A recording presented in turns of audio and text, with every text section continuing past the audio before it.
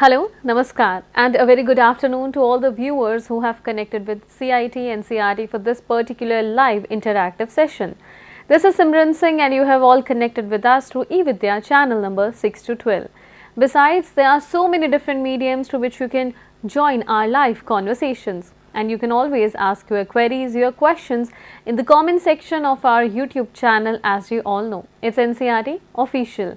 And also viewers, if you have any of the questions, anything you feel like asking from our experts, so feel free to give us a call at this contact number flashing on your screens.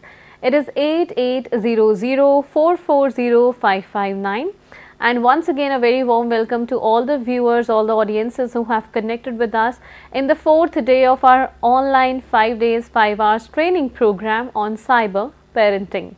Now you all know that we are using social media or maybe internet in one or the other way, be it any age group. So it's very important to be safe offline, that is in the physical world, but also in the online world.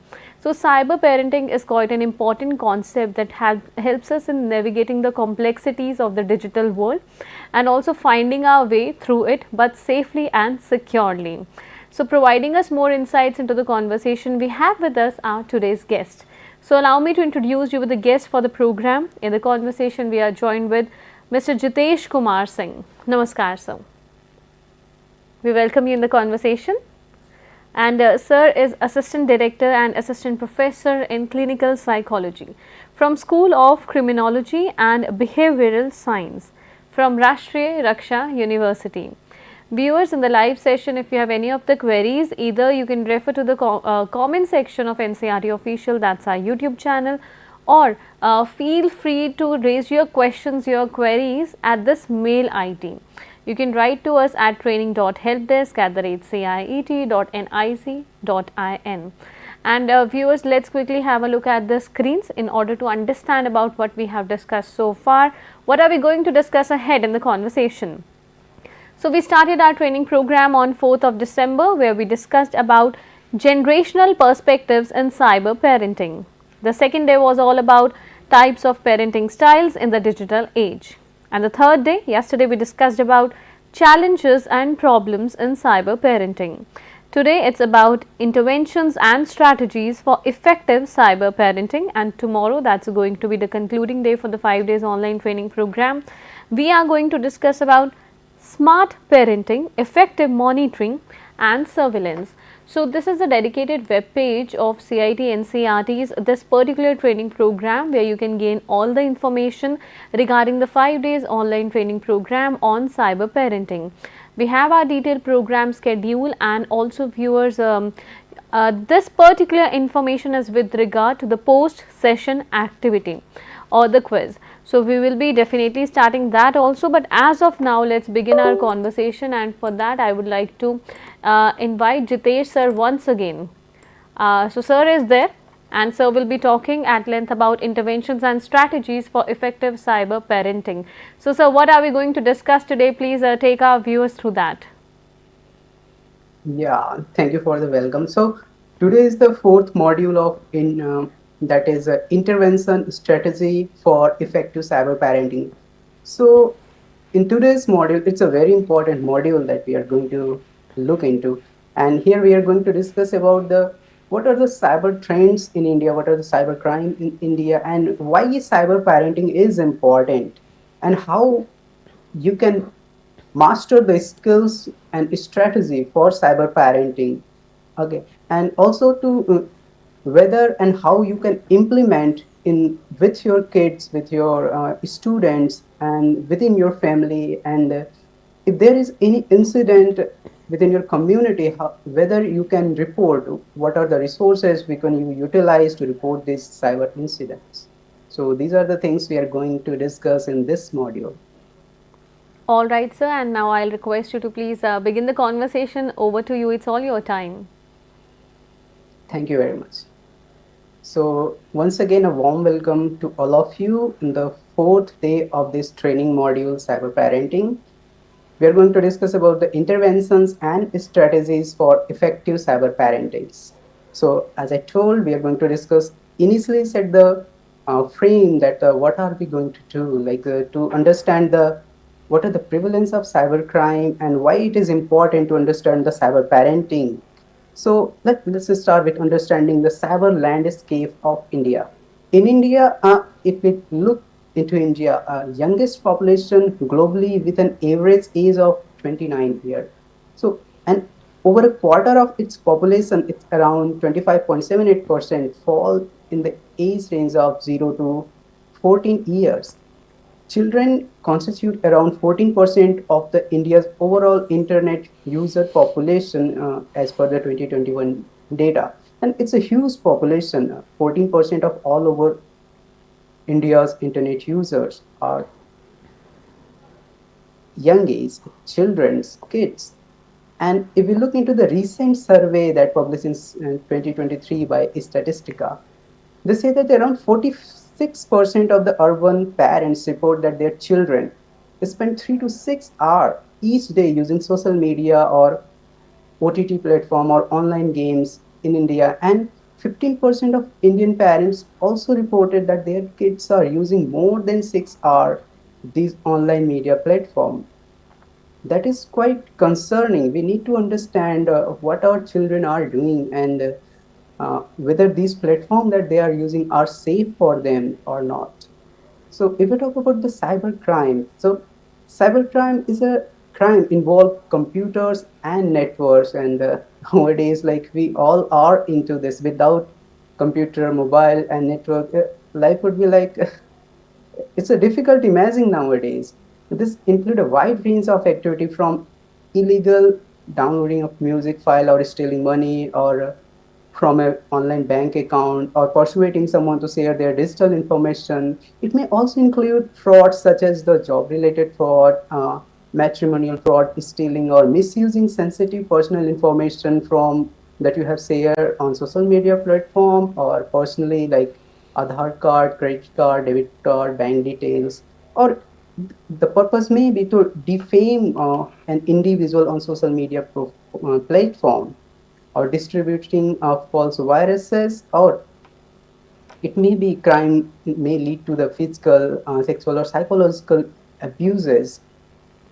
Let's look into the certain trends since 2000. So these are the data from the NCRB National Crime Record Bureau that we have analyzed at our institute, Rashtriya Raksha University. So if we look into the trend, like, these are the cases that has been reported by the various state all over India to the police department or cyber cell. So in 2017, there was a 21,796 cases reported, and in 2021, almost two times, or like, it's a 100% growth in the crime reporting, 52,974. But these are the just reported crime.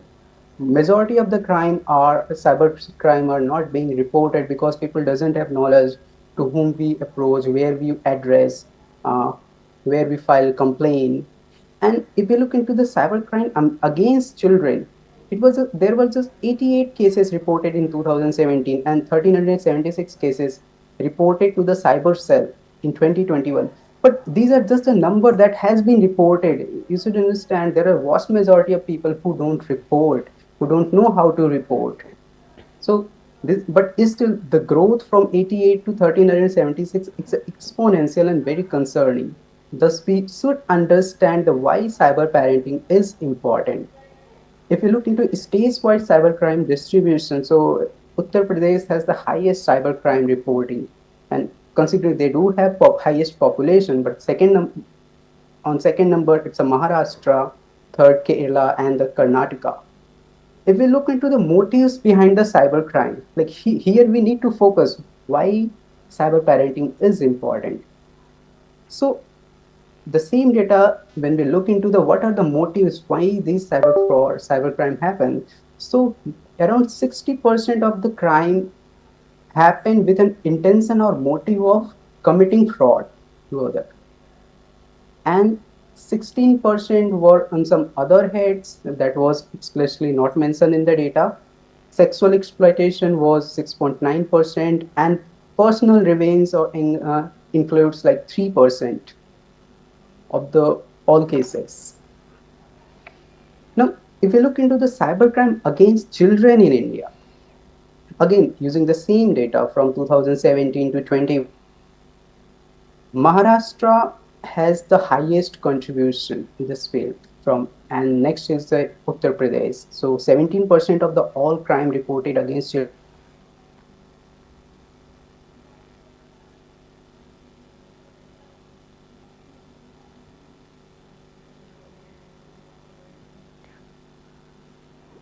are related to cybercrime. Yeah, the details that have been presented by you, they are quite alarming, and the very fact that this is the rate of cybercrime against children in India, I think the numbers are fairly increasing.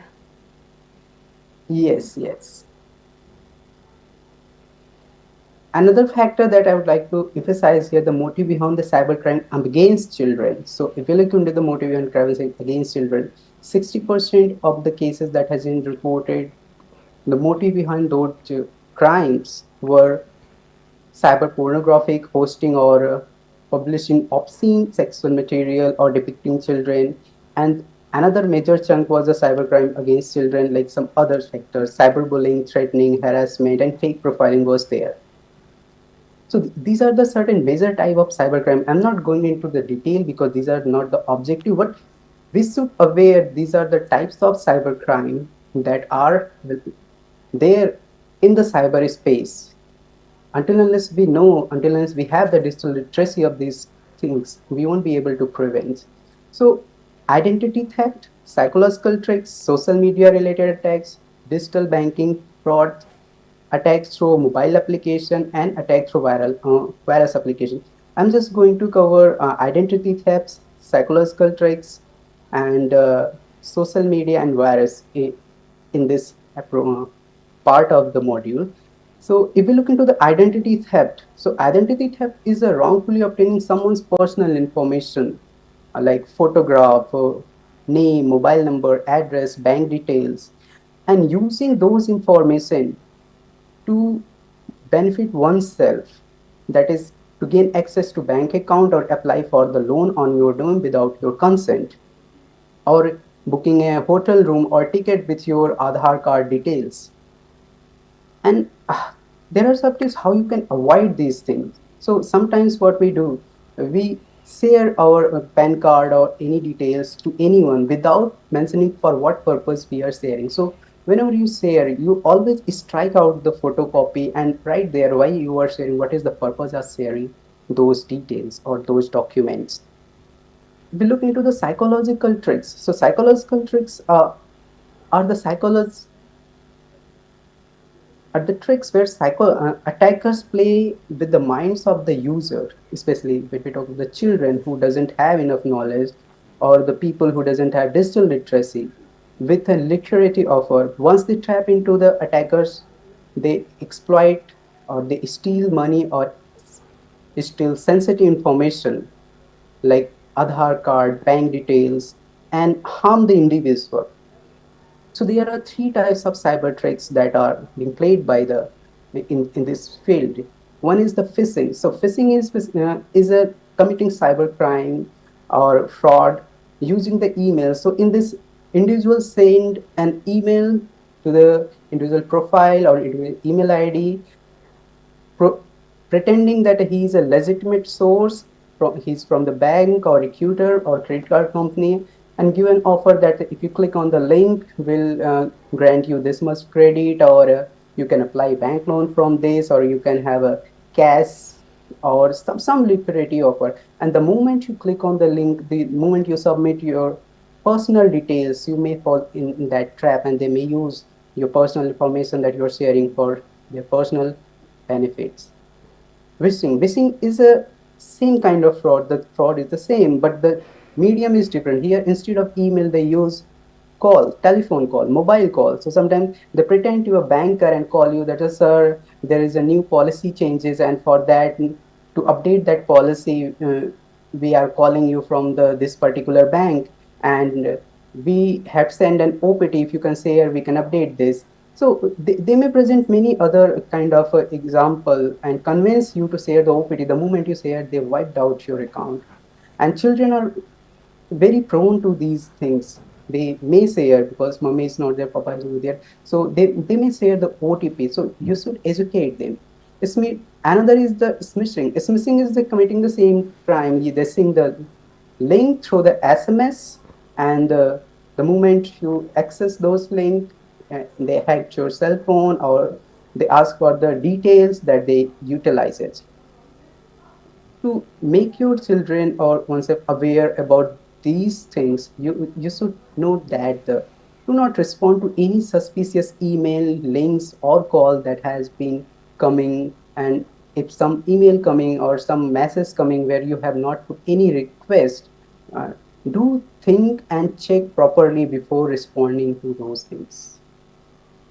When we talk about the social media fraud, so it's a like one of the major platform where our children's kids and we all are involved. It's a new way of communication and sharing information, and we share our day-to-day lives on social media in the form of self and family photograph, update our location, whereabouts, our view, thought, and relevant topics.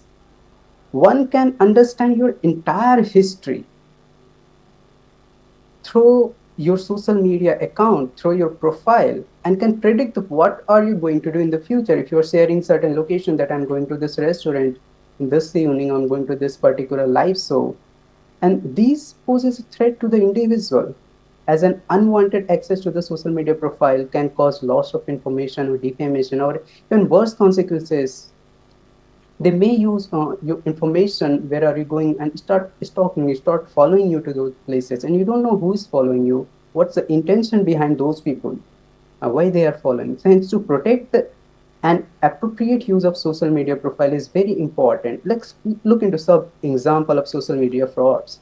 One of the very common fraud is the sympathy fraud and romance fraud. So in sympathy fraud, what attackers or fraudsters do, they become friend with you, and on a social media platform, and once they gain your trust, they start frequent interaction, and later on they pretend that I have certain urgency, I don't have money, or I don't have this much resources. They ask for the favor, they may ask for the money, they may ask for certain documents, or they may ask for some lend from you, and you may pay that, and after that you may not able to see that person. Another is the romance fraud. The attacker become very friend and very intimate with you over the social media platform. And later on, once you share very personal information with them, they may misuse, or they use those things as a uh, form to exploit you or emotionally torture you to gain what they want. Cyber stalking is another major issue in this platform that we need to make our children aware. So cyber stalking is basically now a crime, and in which the attacker harness a victims using electronic communication such as email, instant messaging, or message posted on the website or a discussion group. A cyber stalker rely on the information or the fact that his her true identity is not known in the digital world, and stalker target the individual with threatening or abusive messages, follow them and their activities in the real world, and threaten them to gain what they want. So earlier slide we discussed the motive, what are the motive in India behind the cyber crime. So against children, the motive was the if you look into the motive, so it was some sexual or exploitation or pornographic material, something that they were intended to gain or that they used to exploit them. And cyberbullying is another trend now. No, it's not that much prevalent, but if we talk about the cyberbullying that take place over the digital media platforms. So cyberbullying occurs through SMS, social media platforms, social media forums, group, or gaming apps, where individual or vast majority of people can see whatever you are writing. So it includes sending or posting or sharing negative or harmful false content about someone else with the intention to cause embarrassment, humiliation. At the same time, it can also cross the line of unlawful criminal behavior. Let's understand cyberbullying through a story. Samir is an innocent and very shy boy. He does not feel confident to talk with face to face, hence he talks people on social media. One day, Himesh, along with his gang or friend in school, harasses Samir by calling him a coward. So Samir ignored them as he is not looking for an argument. Himesh later created a troll page in the name of Samir on social media, and he irritated and defamed Samir by posting adult joke about him. So he also posts several memes and funny videos which go viral, and everyone starts to make fun of Samir and abuse him. So after ignoring for a long time, Samir was quite frustrated, irritated, and depressed, and finally decided to tell his parents. And his parents later complained to the school authority and police station, and cybercell helped them to delete the viral post. And some regrets for not informing school authority regarding the matter at an earlier stages. So we need to make our children aware if they are going through any such issue or problem. We need to be very open. We need to sense the signs and that our child or student is going through some issue, and we need to invite an open discussion to avoid such kind of future scenario. When we talk about the online banking fraud, it's very common nowadays also, like especially in the with the people who have poor digital literacy. People like either it could be smishing or texting or so mostly they call on the phones of an individual and present with some security offer and ask for the OTP or some details that they use for personal gain. So to prevent these online banking related fraud, one should never share the OTP or a PIN or password with anyone. And if on someone pretending to be calling from the banking sector, they should know that whether they have inquired such information or not, and if they are not sure, they should visit bank to verify those details. And always keep a maximum transaction limit, like 5,000 or 10,000, and uninstall any compromise or malicious application that they have in their smartphones. Here is another story to understand how the virtual attack on personal computer or cell phone work. So virtual attack, it's basically an kind of attack where once you install an application and from an unauthorized source that may contain some malicious application, and without your permission or intimation they start installing another application. So there is a story to understand this. Mohan talking with the Kiran say that, did you hear about this new game? Let us download and play together. Let me show you. And Kiran, it's look exciting. Look, there is download button. Mohan downloads the game and install it. He click on the executable and runnable file, and a random application launches itself, and his computer gets infected with virus. Multiple applications are installed on after another. Mohan, what is this? The system has slowed down, and what are these applications? So many applications are installed automatically, and finally, they have to format their computer to get right those applications, and they lost all the data. And if they won't have did it on the time, they may lose some personal information that is stored in those.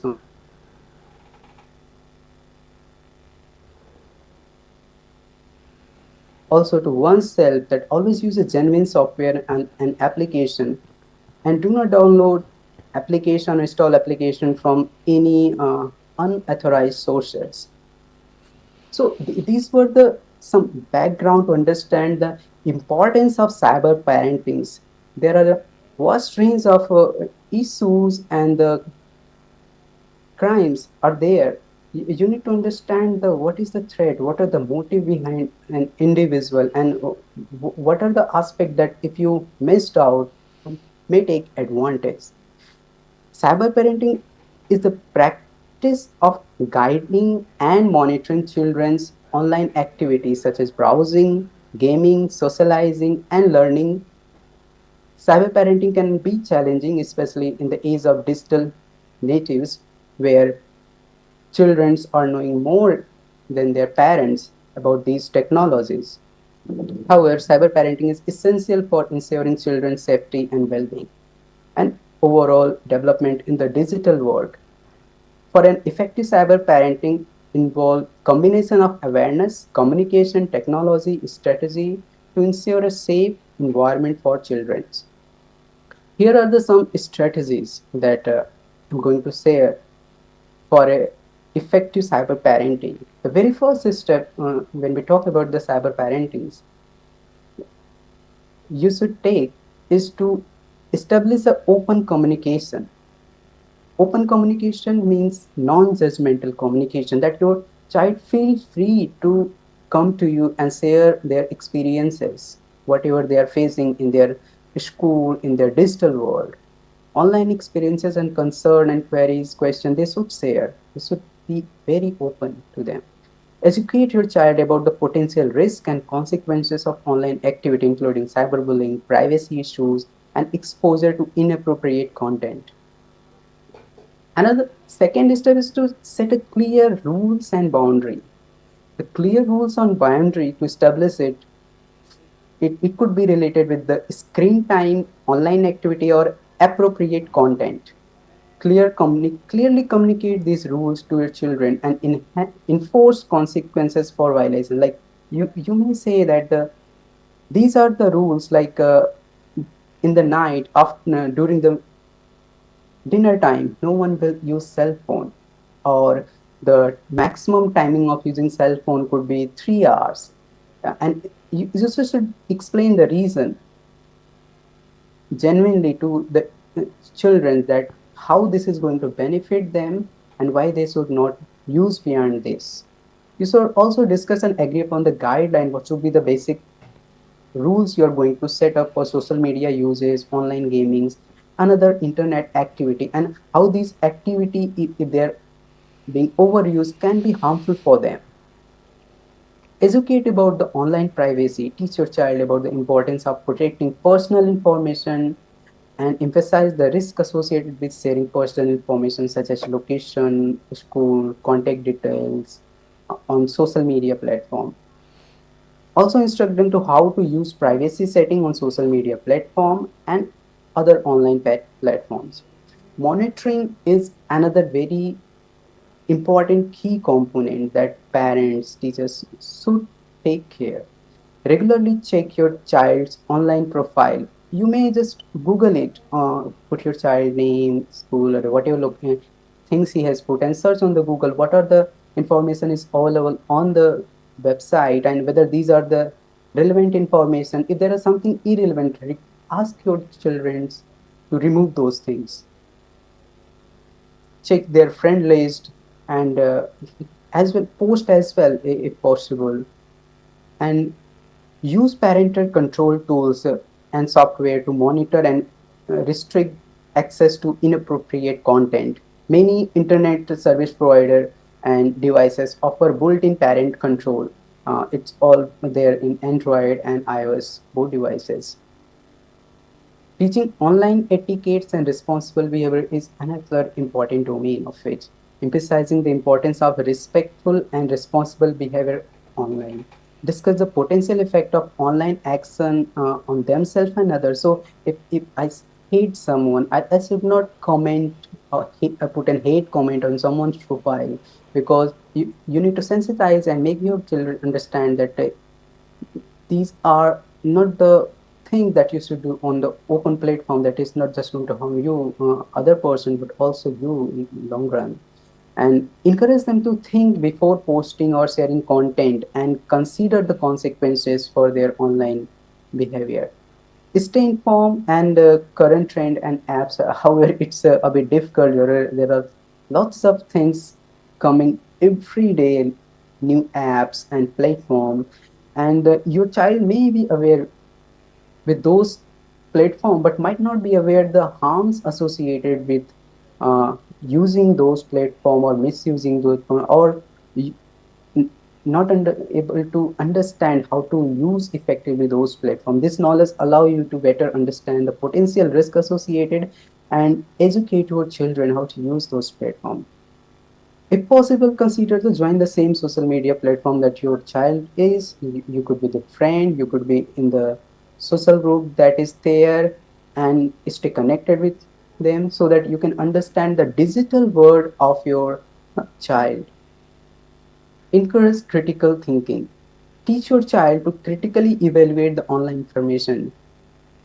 Don't let them blindly believe whatever being posted on their social media group. Discuss the importance of verifying information and how to verify information.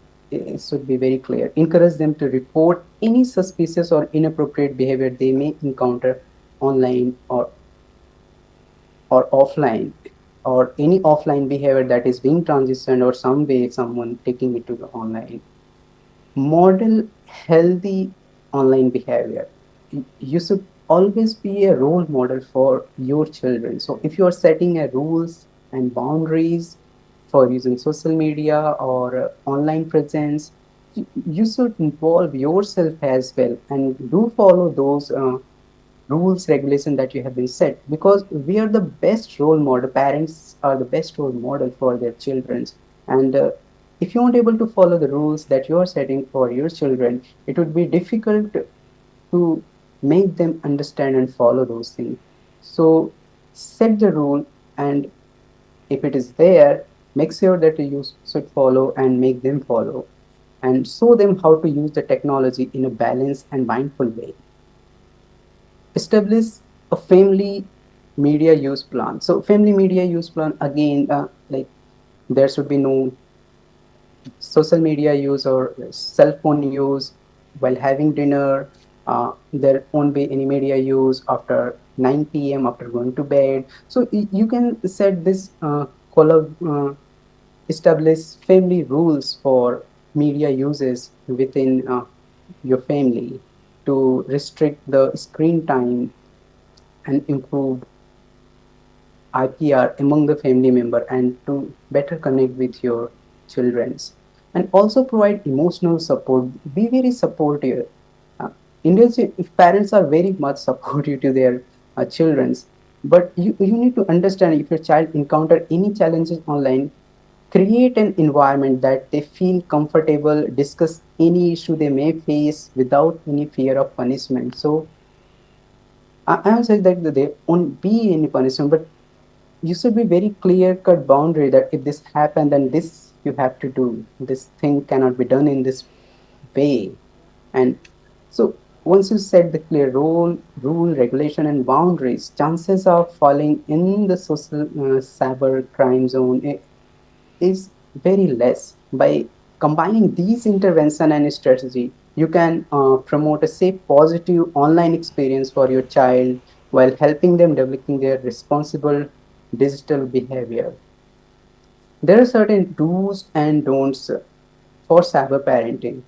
So, do teach your kid how to be a good digital citizen. It is never to start. Continuously remind your kid how important their identity is and how they can protect it.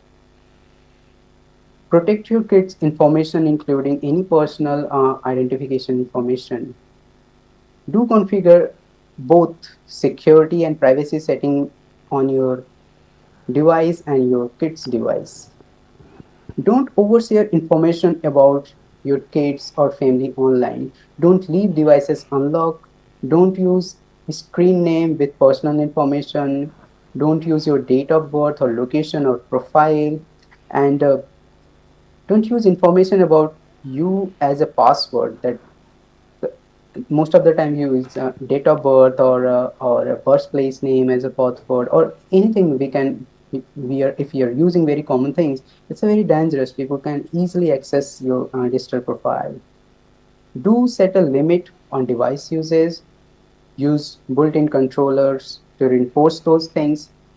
follow your kids on social media platform, be mindful what you share and with yourself, your family and your friends, and practice an open communication with your kids.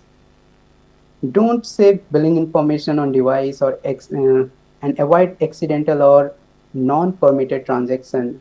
Don't forget about the gaming devices. Yes, those devices come with the same risk as they are connected with the internet. They can also access personal information.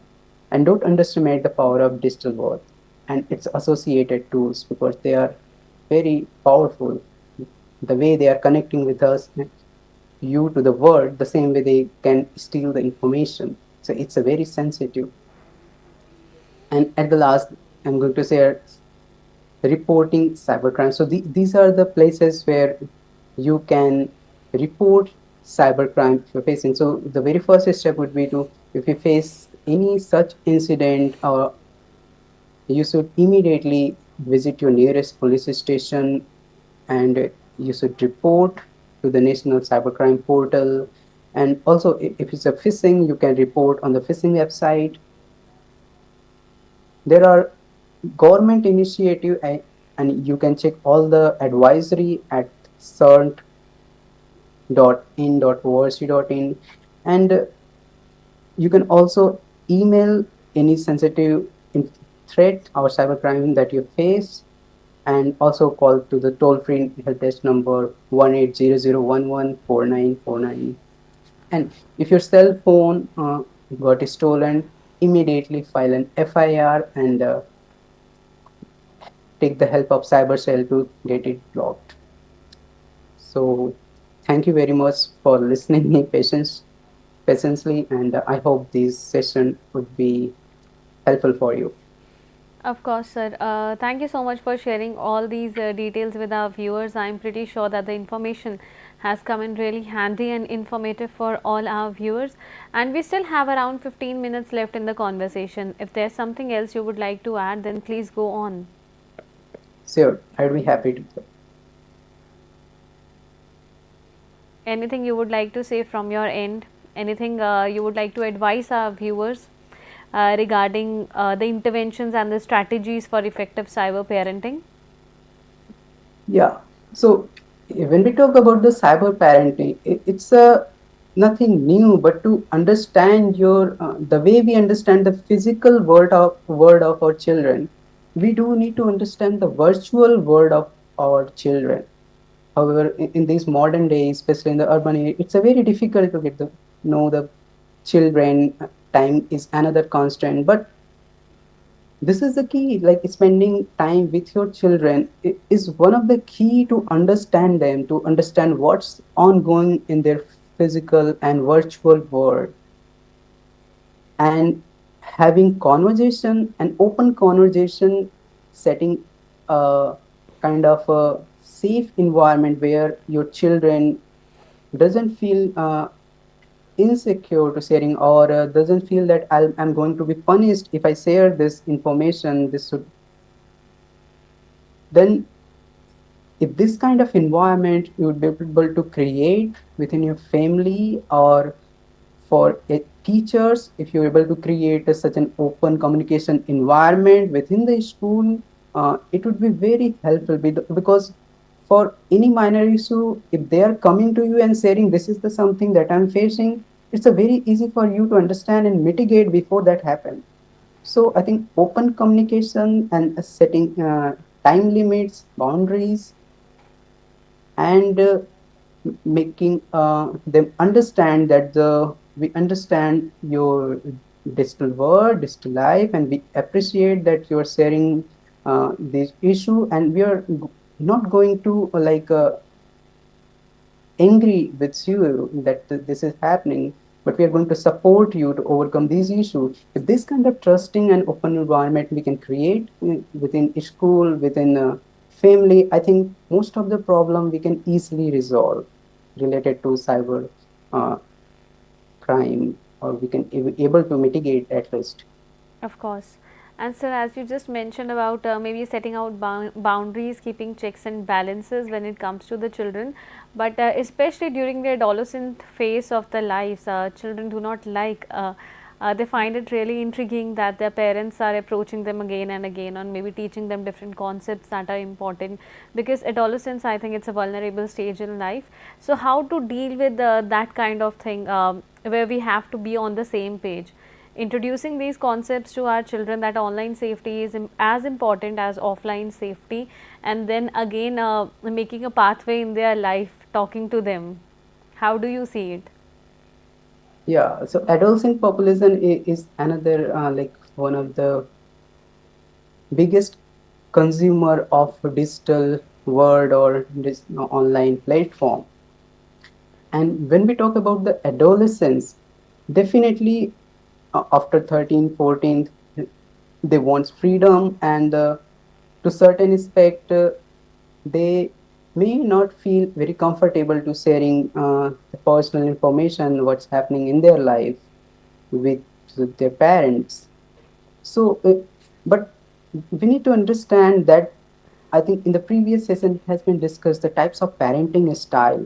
If they are not able to share those information, like somewhere the way the parenting style that we establish is either very authoritative or very submissive. So if they are not listening or they are not sharing something, it's a difficult. So we need to are somewhere in between. So we need to have an authoritarian parenting style.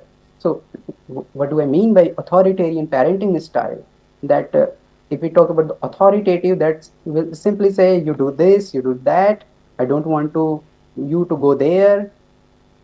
This is something an authoritative parents convey. If a submissive parenting style is there, then they won't say anything, like whether it's bad or good. They won't care where you go, when you come, what you do. But when we talk about the authoritarian parenting style, what they do is to they do set boundary, but the way they set is very different. So the approach they take is like, if they don't want their children to go out after 8 o'clock, they say, look, I really like that your friends are very supporting and you want to spend time with your friends, but going outside after 8 o'clock is not very safe. And I care about so much about you and about your friends. If it is possible, let's set a rule that whatever place you would be, you'll come back before 8 p.m. at the home. And sometimes we understand it won't be possible for you, but we also like to set what will happen if you come late, so they know that the what would be the consequences if they're coming late. Okay. And we need to give them open space. If they want to do something independently, we need to support them, but we also need to make them understand, yes, you can do these aspects, but these are the consequences, these are the pitfall are there that you should understand before taking your decision. We'll support you in this, but these are the things that you care about. So ultimately you should go for an authoritarian parenting style. Like, in the very beginning stage, if you're like till the age of 4 5 6, if you're authoritative parents, to some extent that work, but the gradually when children are growing up, they're understanding the concept, they're understanding the word, then it's a difficult to keep them within the loop using this authoritative parenting style. So authoritarian give a equal opportunity, equal flexibility, but they do set the rules, regulation, and the uh, what will happen if you violate the rules. Sure. And their children's or adolescents also feel sense of responsibility that this is the things that we need to do, and what will happen is just our choice. If I'm not going home at this time, then it's our choice, I'm not going and I have to suffer. So to some extent, we need to be very flexible in our approach, how we are approaching. We need to understand their need of the teenagers and the changing world. We need to adopt with the technology as well. We cannot say, no, no, no, you are not going to use this phone because it's too late. Okay, that's fine, it's too late, but why should I not use the phone? They may say that I'm completing my class assignment. Okay, so at that point, it's become very difficult to make them understand. But if this authoritarian parenting style is being practiced, or it's never too late to start practicing it. It may take a few months, but definitely the children's or adults and will understand that the whatever my parents are doing is for my benefit, my bright future, Of course. and definitely understand it. I'm pretty sure that our viewers will take a note of the area mentioned by you. Thank you so much. And so, very quickly, very briefly, I would like to have your take on another question. What do you think are some of the common signs or maybe red flags that indicate a child might be facing cyberbullying or online harassment? Pardon me, can you repeat Yes, it? how to know whether a child is facing cyberbullying or online harassment? Do we see some potential changes in the behavior of the child? How do parents make out that something is wrong with the child? Are there any Yes. possible signs or maybe something like that? And we have, sir, paucity of time, so very quickly I'll request you to please respond to the question. Yes. So, to be very quick, you raise a very important question. Okay. So, one thing that if children or adolescent is going through cyberbullying or facing any problem in their cyberspace or virtual identity, so what happened? There would be certain signs that parents and the teachers need to notice. The very first thing is they will be having some unusual behavior. Like if they love something to do, they might not love. If they interact, general interaction pattern will change. So if they come and greet you every day, they might not be greeting very frequently. They might forget or they may miss, and it would be persistent. And the second thing is they might feel a bit distressed.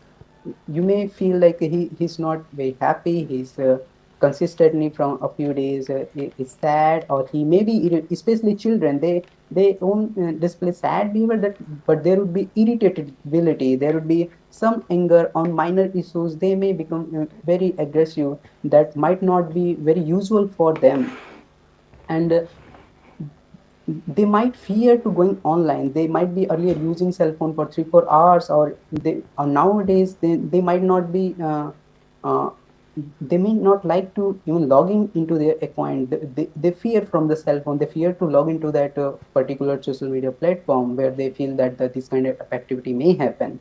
So these some sort of signs, as parents, as a school teacher, as educator, as a friend, we need to understand and notice. And as soon as we notice, we should set a dialogue and open communication, make them comfortable, and discuss why are you uh, behaving like this? What's happened? Can you please share with us? So that may Of be the course. initial step to resolve those issues. So, I think it's not just about restricting access to the different approaches, but also about educating, safeguarding, and guiding our children towards the right path. Yeah, exactly So, right. thank you so much for connecting with us, for sparing your valuable time and sharing this precious insights. Thanks a lot. Thank you very much. Thank you to all the viewers who have connected with CIT and CRT for this particular 5 days online training program on cyber parenting. As I just informed you, it's the 4th day of our online training program where we just discussed about interventions and strategies for effective cyber parenting. So let's quickly have a look at the screens in order to understand where do you have to navigate in order to know more about the 5 days 5 hours online training program. All you have to do is click on activities. As you all know that the CIET's website is ciet.ncrt.gov.in, and just click on activities. We have workshop / training, and we navigate down, so we can see that there's a program title under current activity for online training on cyber parenting. Let's just scroll down. All these details are with regard to the training program. You can all participate in the post session activity or the quiz, whether it's students, teachers, teacher educators, parents, administrators, general public. You can all be a part of this activity. Now, the different objectives laid down for you, the program schedule, and we are updating the banners along with the video links as soon as possible for all of you, with the detailed schedule of the program, like the days, the dates, the topics, and also we have with us the names of all the panelists who connect with us in the conversation. So let's scroll a bit down and let's see how we can participate. There are certain steps laid down for you. Step number 1 is registration. So you can register yourself by clicking on this link or by scanning the QR code. Step number 2 is, as you know, you can watch the live training program either on PM eVIDYA channel number 6 to 12. You can also connect with us through our YouTube channel, that's NCRT official, also through the different mediums mentioned here for you. Step number 3 is how you can participate in the post session activity, and if you score over 70%, then you will also receive a certificate from CIT NCRT. Now the link will be updated on 8th of December 2023, that's tomorrow, and assessment opening date is the same by 6 p.m. The link will be updated by the 6 p.m. The link will be uploaded here at this place for all of you, and the closing date is 29th of December 2023 by 6 p.m. So that means by 29th of December you are free to share the answers of your quiz, to submit your quiz with us.